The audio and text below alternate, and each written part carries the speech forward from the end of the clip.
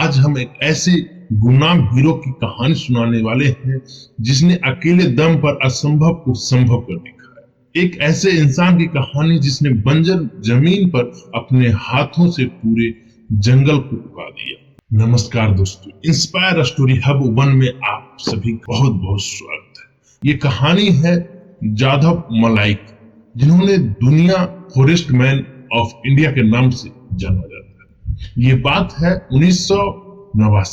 असम में ब्रह्मपुत्र नदी के किनारे रहने वाले 16 साल के जाधव ने एक भव्य दृश्य देखा।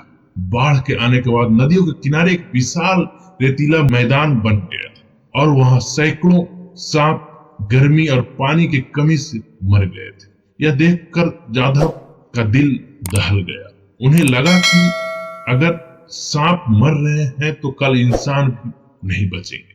जाधव ने गांव के बुजुर्गों से पूछा कि इस बंजर जमीन को कैसे बचाया जा सकता है। उन्होंने कहा कि यहाँ पेड़ लगाना होगा, तभी मिट्टी का कटाव रुकेगा और जानवरों को सहारा मिलेगा। जाधव वन विभाग के पास गए, लेकिन उन्हें वहां से कोई ठोस कदम नहीं मिला। अधिकारियों ने कहा कि इस रेतीले जमीन पर कुछ भी उगाना नामुमकिन है, लेकिन जाधव ने हार नहीं मानी।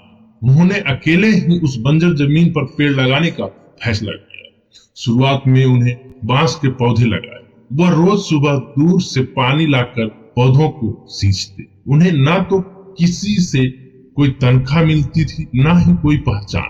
लोग उन्हें पागल कहते थे, उनका मजाक उड़ाते, लेकिन जाधव अपने लक्ष्य से हिले नहीं। धीरे धीरे उनकी मेहनत रंग लाने लगी। बांस के पौधे बड़े होने लगे। जाधव ने फिर से दूसरे प्रकार के पौधे लगाना शुरू किया।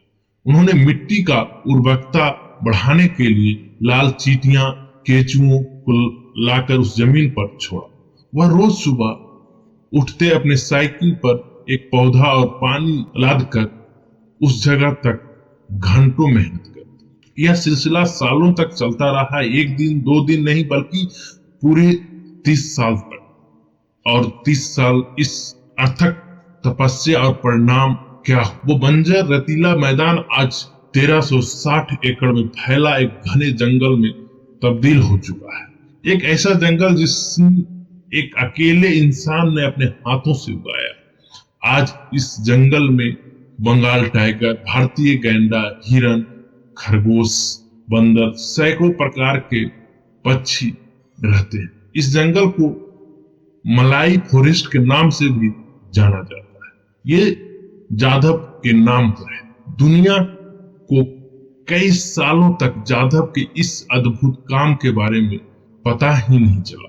जब एक पत्रकार ने इस जंगल की खोज की, तब जाकर उनकी कहानी दुनिया के सामने आई। भारत सरकार ने उन्हें पद्म श्री से सम्मानित किया।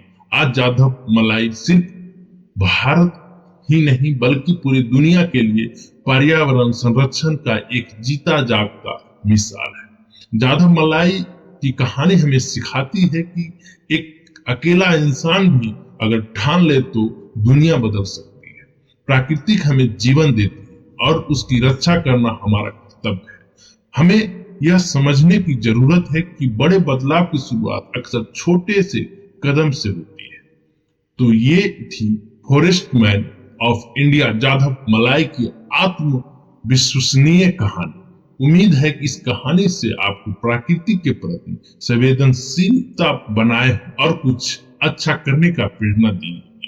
अगर आपको ये कहानी पसंद आई है तो इंस्पायर स्टोरी हब 1 को सब्सक्राइब करना ना भूलें।